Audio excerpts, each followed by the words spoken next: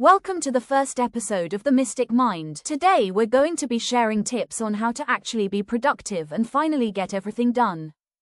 Have you ever made a 10-hour study or work plan, only to end up getting nothing done? Maybe you got distracted with another task, or just ended up scrolling like most people do. First all we're going to cover what doesn't work, the things you might be doing that are actually preventing you from achieving your full potential. The first myth we're going to debunk today is multitasking. Social media today often promotes hustle culture, pressurizing people to get a lot of things done at once. In reality, studies from Stanford show that multitasking actually reduces efficiency and memory. But contrary to popular belief, multitasking isn't just texting while working. Research shows that even listening to music with lyrics while studying splits your attention, so be mindful about the kind of music you choose to listen to. Try swapping to instrumental music to improve your attention and block out distractions instead.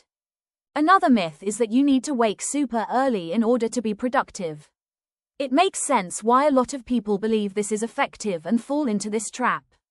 The more hours you have in a day, the more you can get done, right? However, studies show that productivity depends more on the circadian rhythms and energy management, and with the right planning, night owls can also be just as effective. Try to prioritize getting a good night's sleep instead of forcing yourself to wake up at a time where you may not actually be that productive due to how sleep deprived you are. If you're a GCSE or A-level student, or just someone who likes to learn more about academic topics in psychology, like circadian rhythms, check out our sister channel The Mind Oracle to get quick detailed explanations of each topic to help you achieve the best grades possible. Now, another myth to debunk is that working more increases productivity. This ties back into the idea of hustle culture, but in reality productivity actually decreases after 40 to 50 hours a week, so it's important to also factor in rest time to make sure you are working as efficiently as possible.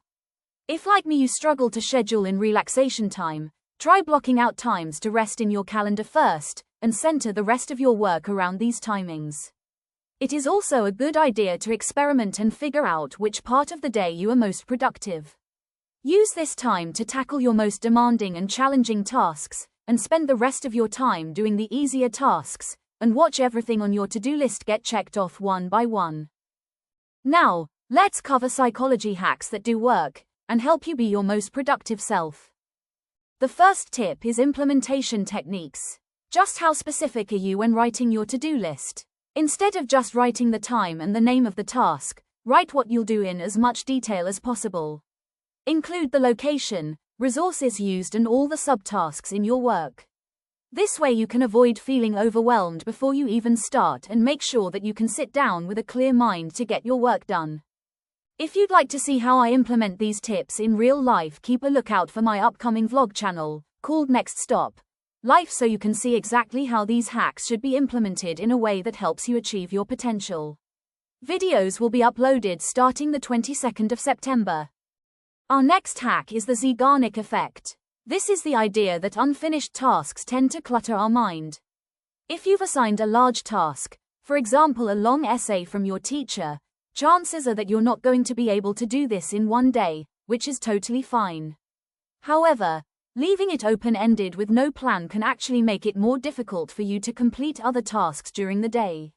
Instead, schedule in some time every day to get this task done.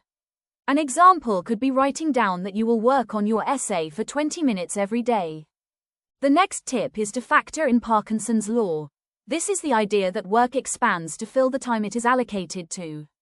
Therefore, setting yourself strict deadlines is essential to ensure that you get all your work done.